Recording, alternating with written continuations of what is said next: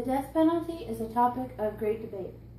The Supreme Court has ruled that the death penalty for juveniles of a certain age is constitutional, and then many years later ruled that the death penalty was unconstitutional for juveniles under the age of 18. They base this ruling on evidence of current research by psychologists and scientists, by how society feels, and because most states were not imposing the death penalty, even though they could have.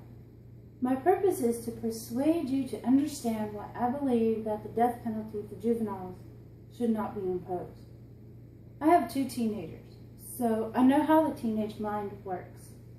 My teenagers have friends, so I know the influence they have on each other.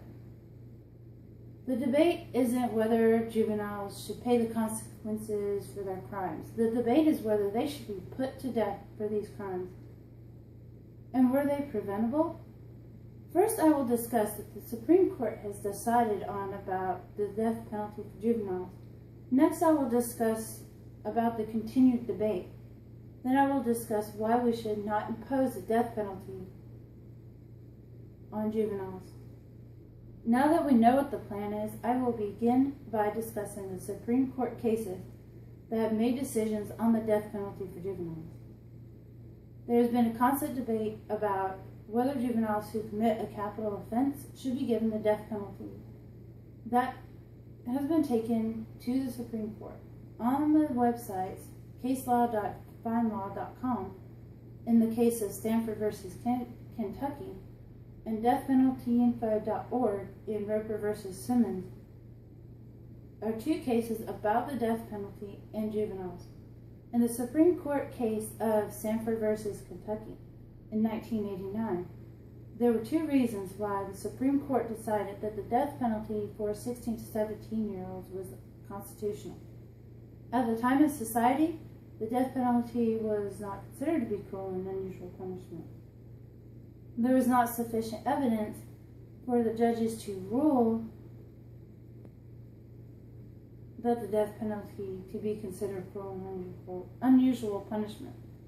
In the Supreme Court case of Roper versus Simmons in 2005, the Supreme Court decided that the death penalty for juveniles under the age of 18 was unconstitutional for 2 reasons. The first reason was the decision was made because it was considered to be cruel and unusual punishment in accordance to the 8th Amendment. The second reason the decision was made is because it was based on the fact that most states did not have the death penalty, and those states that did have the death penalty did not impose. With our problem in mind, we will now move on to other debates about imposing the death penalty on juveniles. There are 2 main reasons why the debate over the death penalty for juveniles continues. The first reason for the debate over the death penalty is because the death penalty for juveniles has been considered cruel and unusual punishment. According to the 8th Amendment of the Constitution, excessive fines and unusual punishments are forbidden. Excessive bail should not be required, nor excessive fines imposed, nor cruel and unusual punishments inflicted. Would it not be cruel punishment to inflict death upon someone that may not have the capability to know the implications of their actions? The second reason for the debate is because there is a tug of war between an outcry for justice and psychologists and scientists over whether juveniles fully understand the implications of their crimes. According to Sergeant Judy Bradshaw of the Des Moines Police Department, juveniles are committing an increasing percentage of violent crimes. Juveniles have become more violent, and so have their crimes. Psychologists and scientists, in an article called The Amazing Teenage Brain by J.N. Geld in Scientific Magazine in June 2015, have done numerous studies on the maturity of the adolescents and their brain development.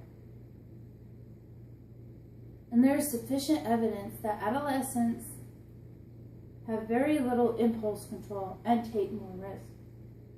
This definitely describes a teenager and raises a question of whether they are truly able to understand the implications of their crimes.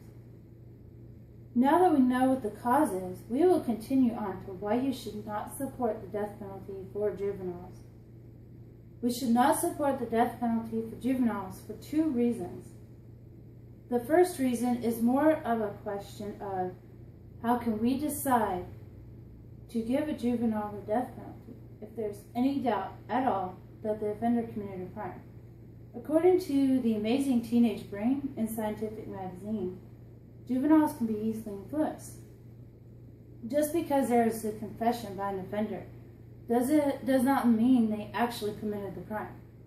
Because juveniles can be easily influenced, they could in fact be coerced, pushed, or scared into a confession. It is hard to prove without a doubt that someone is guilty. And evidence of an individual's guilt must be proven without a doubt to justify giving that individual the death penalty. The second reason is because juveniles are easily influenced. Therefore, preventive programs can be used before criminal activity starts, and rehabilitative programs can be used at the onset of criminal or disobedient activities. According to Peter Greenwood in Changing Lives, Delinquency Prevention is Crime Control Policy, there are effective programs to address children in every developmental state, from infancy through adolescence. They take place in the home, in schools, or in the community. And they use a wide range of approaches, from parent education to enhancement of services traditionally found in schools, and from skill building to family therapy.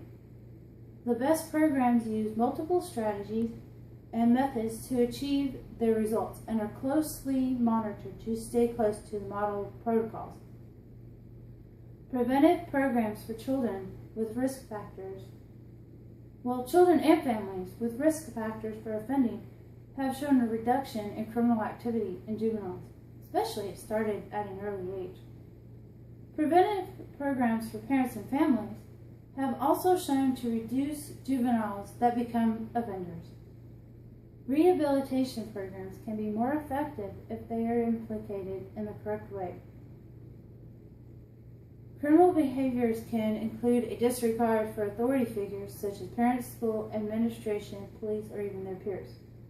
To reduce this disregard for authority figures, which could lead to criminal activity, there are programs involving families and schools. If we reduce criminal activity, we have discussed reducing criminal activity in juveniles, then we can reduce the need for the death penalty. We will now review the problem, cause, and solution of imposing the death penalty upon juveniles. First, the problem is the debate over the death penalty in juveniles has been taken to the Supreme Court.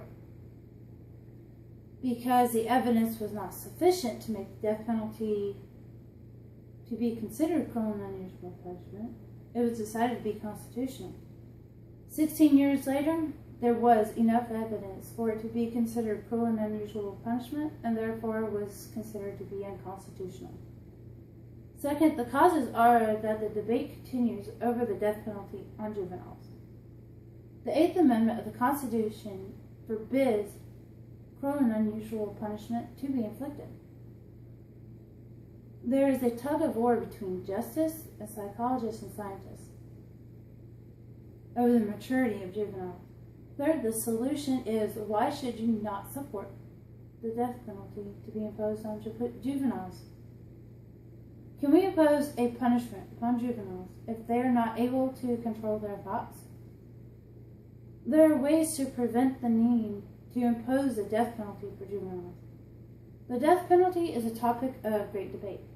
The Supreme Court has ruled that the death penalty is unconstitutional for juveniles under the age of 18. They base this ruling on current research by psychologists and scientists, how society feels, and because most states were not imposing the death penalty when they could have. Preventive programs for young adolescents and their families and rehabilitation programs for offenders are available. I encourage you to get involved in these preventive programs in your community and your community, surrounding communities. By working together and making resources more available to those adolescents and families at risk, we can reduce criminal activity, therefore reducing the need to impose the death penalty upon juveniles.